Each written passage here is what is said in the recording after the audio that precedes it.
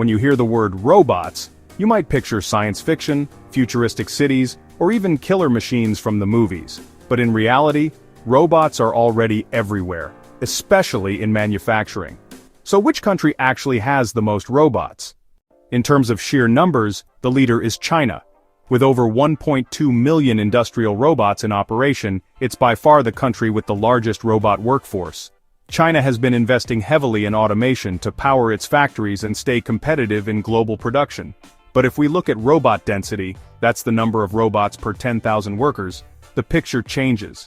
South Korea is number one, with over 1,000 robots for every 10,000 manufacturing employees. That makes South Korea the most automated country on Earth. Singapore comes next, followed by China, which now has around 470 robots per 10,000 workers. So the answer depends on how you measure it. By total robots, China is the clear winner. By robot density, South Korea takes the crown. Either way, one thing's for sure. The age of robots in industry isn't coming, it's already here. Which country do you think will lead the next big leap in robotics? Let me know in the comments.